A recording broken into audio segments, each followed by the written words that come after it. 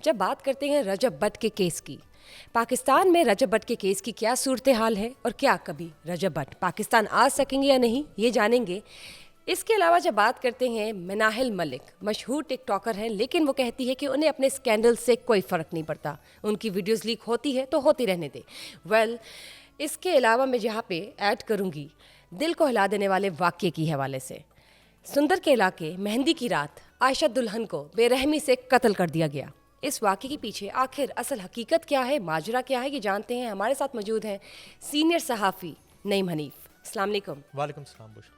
कैसे हैं सर आप? अल्हम्दुलिल्लाह। सबसे पहले हम बात करेंगे रजब भट्ट के केस की। ये बताइए, पाकिस्तान में रजब भट्ट पर जो पर्चे हुए हैं उनके हवाले से इस वक्त क्या सूरत हाल है? मैं ना आपको बड़ा संजीदा एंकर समझता था कि आप बड़ी संजीदा हैं और बड़ी ज़िम्मेदार हैं, लेकिन इतना आपके पास इतना टाइम है कि इतने फजूल लोगों को आप डिस्कस कर रही हैं। रजब भट्ट को हम डिस्कस करेंगे बैठ के, बदकिस्मती है। लेकिन चले, अब जाना तो ज़रूरी है और मेरे ख्याल से आवाम को पता चल। मुझे तो पहले पता ही नहीं था ये बंदा कौन है। मैं तो सोशल मीडिया से दूर रहता हूँ, ये तो आपकी नौकरी कर रहा हूँ तो मैं सोशल मीडिया पे आ जाता हूँ। मैं तो आपको पता है एक सड़क पे मजदूरी करने वाला जर्नलिस्ट हूँ। रजब भट्ट का मामला इतना सादा नहीं है। ये बड़ा आसानी से आपने कह दिया वो पाकिस्तान आ सकेंगे, नहीं आ सकेंगे। मुझे तो बड़े अजीब खदशात हैं इस केस के हवाले से। ये इतना सादा मामला नहीं है। ये रजब भट्ट को भी नहीं पता ये केस है क्या। आप बताइए। ये उसकी माँ को भी नहीं पता, उसके बाप को भी नहीं पता, और उससे पहले तो अपने माँ बाप की इतनी बेहुरमती करता रहा। मैंने तो अब आके इसका देखा है टिकटॉकर का कि वो करता क्या है कि अपने बाप को थप्पड़ मार रहा है और माँ को वो इस तरह छेड़ रहा है। ये हमारा कल्चर थोड़ा ही है कि माँ बाप के साथ आप इस तरह सिर्फ एक व्यूज़ के लिए आप माँ बाप की बेहुरमती करते हैं। ये तो बाद में आते हैं ना मज़हब की बेहुरमती पे। पहले तो वो अपने माँ बाप की बेहुरमती करता है वो शख्स। आपने देखी है उसकी वीडियोज़, आपने क्लिप देखे हैं उसके। वो अपने बाप को थप्पड़ मार रहा है, कान के ऊपर मार रहा है अपने बाप के। पता है आपको इस बात का? नहीं, मैंने उनकी कोई वीडियोस नहीं देखी। जो माँ बाप की इज्जत नहीं कर सकता वो 95C को क्या फॉलो कर? आपकी बात पे पॉइंट है, बिल्कुल पॉइंट है। शख्स जो है ना, उसकी क्या ज़हनी हालत होगी। वो मेरे ख्याल में चिट्टा अनपढ़ है। वो या तो अंडर मैट्रिक है, अगर वो थोड़ा बहुत पढ़ा भी होगा ना तो वो पता नहीं कहाँ पढ़ा होगा। मुझे बड़ा जाहिल बंदा लगा है। अच्छा, अब चूंकि मुश्किल में है, लगेगा कि वो इस वक्त फंसा हुआ है तो हम उस पर बात कर रहे हैं। मसला ये है कि मुझे लगता है कि उसको इस्तेमाल किया गया, क्योंकि मैं आपको बहुत सी एग्जांपल जनरेट करने के लिए। No no no no no no, ये मामला है ही नहीं, पता ही नहीं है लोगों को।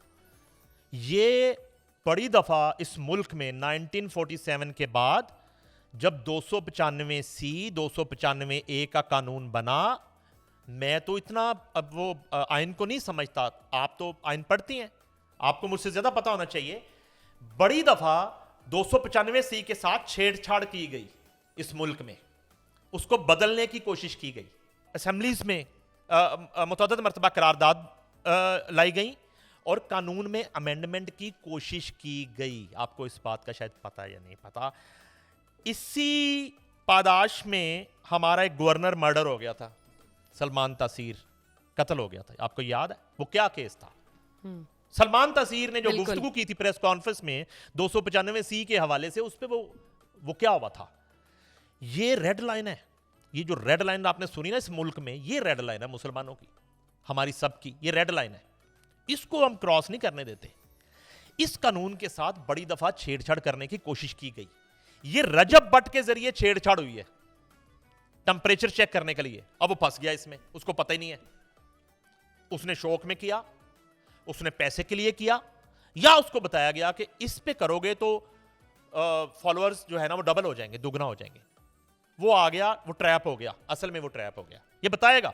यानी फॉलोअर्स की आर में। जी अब नहीं बुशरा, बात को आप अंडरस्टैंड करें। मैं समझ रही हूं कि उसने मासूमाना अंदाज में फॉलोअर्स की आर में किया, लेकिन पीछे कोई कुछ और है। मासूमाना अंदाज नहीं, पीछे कुछ और है। ये तो इतनी सी बात है, इतनी सी बात है कि आप कत्ल कर दें और अल्लाह के घर जाके माफी मांग ले। ओ भाई, अल्लाह ताला तो माफ करने वाला है। माफी मांगनी है आपने, आके तफ्तीश भुगते। आप पे पर्चा FIR है, आपने कानून के मुताबिक उसको फेस करना है। अभी तक उसने जमानत नहीं करवाई। नश्तर कानूनी वाला जो पर्चा है 2183/25, ये 295A है। तौहीन मजहब, नमाज का मजाक उड़ाया। उसके बाद उसने अभी बेल करवाई नहीं है, तो उसने जो है वो 295C का भी मजाक उड़ा दिया। 295C का वो मुर्तकब नहीं हुआ, वो मुर्तकब हुआ है 295A का, ठीक है। अच्छा, उसमें अभी तक उसने बेल नहीं करवाई, वो पेश ही नहीं हुआ अभी तक, वो मुल्क से बाहर भाग गया।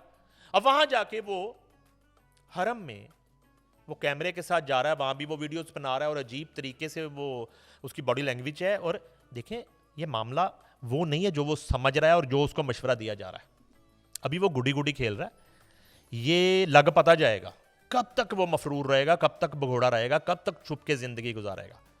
उसको फेस करना पड़ेगा। वो पाकिस्तान आए, यहाँ आके खुद को शामिल तफ्तीश करे और बिल्कुल हुकूमत पंजाब जो है, चूंकि वो यहाँ पे रहता है एक हाउसिंग सोसाइटी पार्क व्यू में, वो उसको सिक्योरिटी फराम करें तब तक जब तक इस केस में वो इन्वेस्टिगेट नहीं हो जाता, ये साबित नहीं हो जाता कि उसने कितना जुर्म किया है, कितना नहीं किया। राइट? वो इधर उधर भाग के और वो अभी भी वो वीडियोस बना रहा है और चीजें कर रहा है और एक वो कबूतर बिल्ली को देख के आंखें बंद कर रहा है। इस तरह नहीं होगा। ये मामला बड़ा सेंसिटिव है और मुझे ये लगता है कि उसको कुछ अनासर ने यूज किया है। 295C जो कानून है उसके साथ छेड़छाड़ करवाई गई है एक टेम्परेचर चेक करने के लिए। ठीक, अब ये वो जो अनासर की आप यहाँ पे बात करते हैं, कौन से, अगर आप वो भी जरा डिस्कस कर दें। वो अनासर जो हैं वो तो जब वो शामिल तफ्तीश होगा तो वो बताएगा ना किसके कहने पे किया। मैं थोड़ी बता सकता हूँ। लेकिन आपके पास भी कुछ कबूतर हैं जो नहीं, बता वो सकते मेरे हैं। पास हैं, लेकिन वो अभी बिफोर टाइम है। पहले तो वो खुद को सरेंडर करेगा, वो सामने तफ्तीश होगा, जिसके लिए उनका पाकिस्तान आना सबसे पहले जाहिर है। बिल्कुल, अदरवाइज हाँ, Otherwise ये आपने क्या अच्छी बात, option है? अदरवाइज ऑप्शन नहीं है। अदरवाइज वो अदालत से इन्वेस्टिगेशन उसको और मुद्दई पार्टी उसको इश्तिहारी करवाएगी अदालत से। उसके बाद अगले मरहले में उसके रेड वारंट जारी किए जाएंगे, इंटरपोल से राब्ता किया जाएगा और इंटरपोल के जरिए उसको बैरून मुल्क से गिरफ्तार करके पाकिस्तान लाया जाएगा और फिर प्रोसेस वहीं से शुरू होगा। मगर उस वक्त तक वो इश्तिहारी हो चुका होगा, अदालती इश्तिहारी। उसके बाद उसकी जायदाद जो है उसकी जब्तगी और उसकी कुर्की के ऑर्डर हो सकते हैं। तो इस मुल्क में और जो से हरकत सरजद हुई है, दानिस्ता नादानिस्ता, पूरी दुनिया में उसके लिए जमीन तंग होती चली जाएगी। ये बताइए, टिकटॉकर मिनाहिल मलिक के हवाले से हर कुछ अरसे बाद उनकी वीडियोस लीक होती है, एक नया स्कैंडल सामने आता है, लेकिन वो बोल्ड है और कॉन्फिडेंट है। वो कहती है मुझे फ़र्क नहीं पड़ता, मेरी वीडियोस लीक होती तो होती रहे। कॉन्फिडेंट जो है ना, उसमें और ओवर कॉन्फिडेंट में फ़र्क होता There's a है। वो difference. ओवर कॉन्फिडेंट है, ऐसा कुछ नहीं है। मैं इस खातून के हवाले से मैं तो नाम भी नहीं लेना चाहता, अब आपने ले लिया है तो। ये इनके हवाले से जो है ना बड़ी बदकिस्मती है। मैं एक सवाल है मेरा, ये जो खातून है, ये जिसकी आए रोज़ जो है ना वो न्यूड और बोल्ड और नाजेबा वीडियोस आ जाती हैं, कभी लीक हो जाती हैं, कभी पता नहीं वो खुद जारी कर देती हैं, क्या हो जाती है उसमें। वो FIA साइबर क्राइम में भी जाती रही और कोई केसेस वेसिस भी हुए। मुझे ये नहीं समझ आता कि ये इस खातून का कोई पेरेंट्स भी होंगे, कोई माँ बाप होंगे, हयात होंगे, बहन भाई भी होंगे, रिश्तेदार भी होंगे, अजीज़ो अकारब भी होंगे। ये किस तरह ये खातून ये सब कुछ करती होगी।